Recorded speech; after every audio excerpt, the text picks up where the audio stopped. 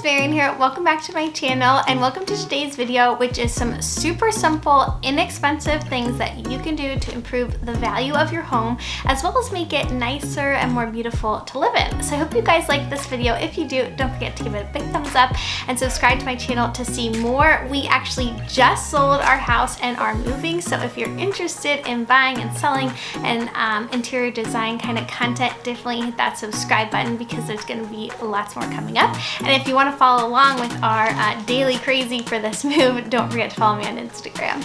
Okay, so I wanted to share with you guys the simplest, most inexpensive things that we did to improve the value of our home. We did some of them when we first moved in, some of them along the way in the past few years, and some of them right before we sold to make the house look its best. And I really feel like these are the most bang for your buck things that you can do, or that we did for our home. So we wanted to share these tips with you guys. And even if you're not selling, to me, some of them are so simple and just make your home seem so much nicer. Some of the ones we did at the end, I'm like, why did we wait 4 years to do this? So let me jump in. I'm gonna share with you guys what I did. I'm kind of gonna just walk you around my house and show you what's what and give you my best tips. So my first tip for improving your house is probably the least expensive, most bang for your buck thing you can do, and that is to replace all the light switches. If you're moving into an older home, most likely all of the light switches have that cover that's a little bit faded, a little bit rounded, and that more like 80s, even 70s style, and they probably have not been replaced for years, if not decades. They also probably have a lot of germs on them, so it's kind of gross, and you really can't clean that white plastic, you know, years after years. And the best news is it costs about $1 to replace them. Go to any hardware store and it's so easy. You just unscrew them, screw them back in. Only confusing part is to count how many you actually need to buy and what style they need to be. So some are like the double, some are double side by side. There's really not too many, but there's, I don't know, a handful of different options. So you just need to make sure to get the right one so that they'll fit. I know we ended up making multiple trips to the hardware store because I always would keep finding another little panel switch that I had forgotten about. And there's actually one left in our whole house that we never replaced because it's right under where we hang our towels in the bathroom, and every time I would like go through and see if I had gotten every one, that was always one that was forgotten. But it's amazing how much of an update this makes. It makes the home feel so much newer and more contemporary, especially for us. Our home was built in like the 50s and 60s, so a lot of elements just really show that age. And updating the light switches makes such a transformation, and for $1, you can't go wrong. If you do want to spend a little bit more money, we didn't do this in our house, but they also have some like fancier ones, metal ones, brass. So if you're looking to kind of redo the style of a room and want to add an element like that, that can look really pretty as well. My second most inexpensive bang for your buck update is a Grout Pen.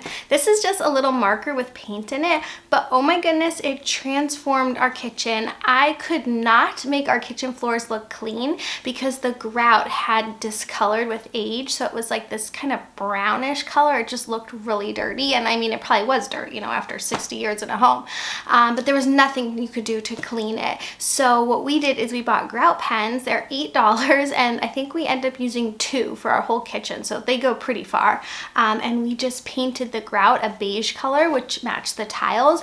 It looked amazing. This is one of these things that we did just recently, and I wish we had done it before because it's so beautiful. We had considered totally replacing the floor in the kitchen. It was one of those updates we didn't think in the end would be cost effective because we knew we were selling, we probably wouldn't get the money we had put in back out. But this made such a visual improvement, and for $8, totally worth it. So if you have an old bathroom floor or kitchen floor or any tile in your home that really is just showing its age, I would go for the Grout Pen first and see if you can improve the look of it for a little while longer. My third tip is changing out the kitchen hardware on your cabinets. So when we moved into this house, we really wanted to paint the cabinets white. White cabinets are such a trend, as you know, and because I'm on YouTube, I'm constantly filming in my kitchen. I really wanted that white look for my videos, but it again was one one of those things where we just didn't think it was gonna be worth the money to have it done professionally in the right way, and we didn't want to do it ourselves because we were nervous that, you know, it would sort of scratch off after a while or not look so good, and we were just, it was such a big endeavor, and we had 2 little babies. We're like, no, it's not the time.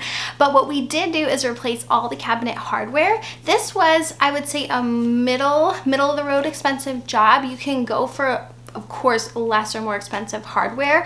I believe we got ours from Lowe's or Home Depot maybe, and each cabinet pull was maybe between $3 and $8, somewhere in that range, but you do need a lot of them to do the whole kitchen.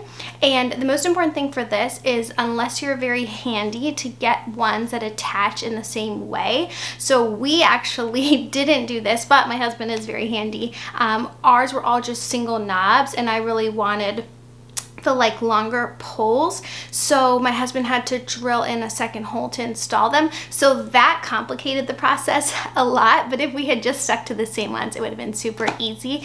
And I think we were able to do our whole kitchen for under $100, and it really brightened it up and improved the look, because the original hardware when we bought the house was this really dark color and just made everything feel so much darker. So I was so happy we made that little update. My 4th tip is all about brightening things up, and that is paint color. So this is such an obvious one, but I couldn't not say it.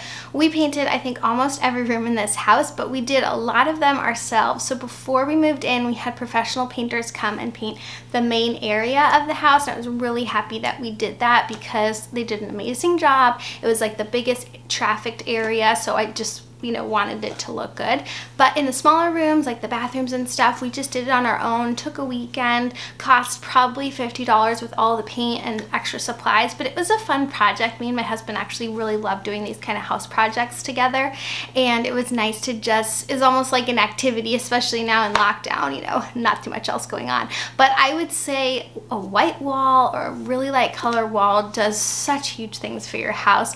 I couldn't believe when we walked into this home that the previous owners had chosen such dark colors. It really made the home feel so much older and so much smaller. As soon as we painted it, it was like a whole new house. Another thing we painted were our fireplaces. This is a little controversial, but they were red brick, and I felt it really aged the house, and I was really nervous to paint them, because I was like, kind of with the kitchen cabinets, I was like, I don't want to screw this up. But in the end, I am so happy we painted them. We painted them white, and it totally updated the look of the house. Again, just made it feel so much brighter and more contemporary, and it was not hard at all. We did it ourselves. The only thing you need to know is there's a few sort of extra steps you need to take to paint brick.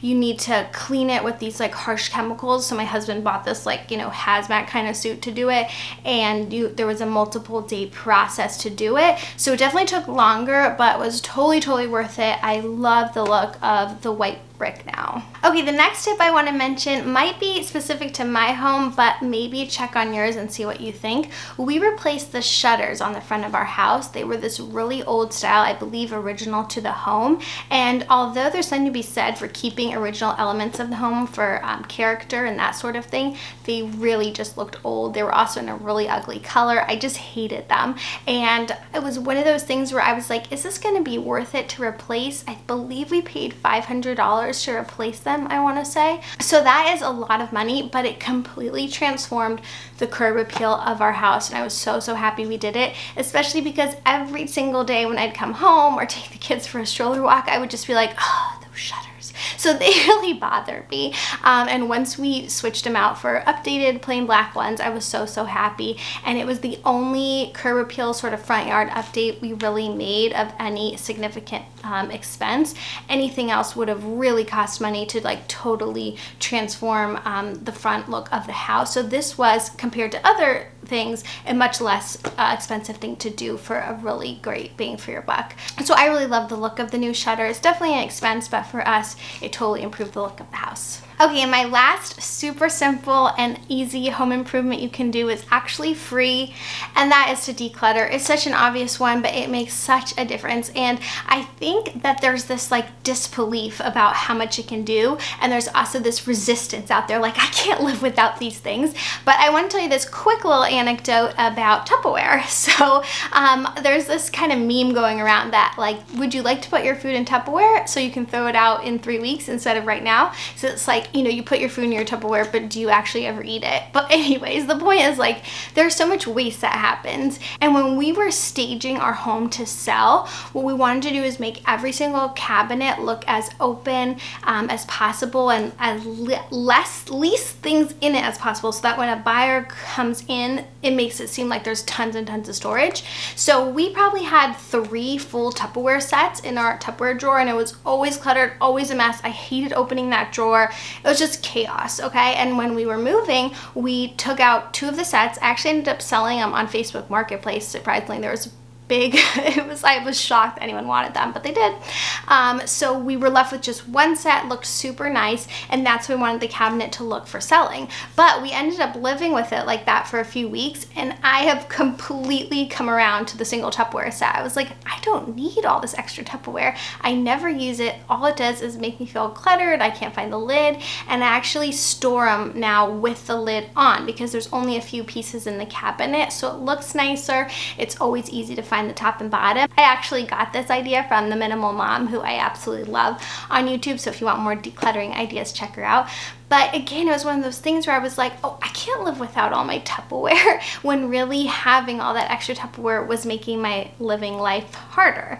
So I just really want to encourage you to declutter and see how much bigger and nicer your home will look without all that stuff you don't need. So those are my tips and tricks for selling and just living in your house and making it look nicer and improving the value. I hope you guys liked this video. If you did, don't forget to give it a big thumbs up and subscribe to my channel to see more. I'll see you in the next one. Bye.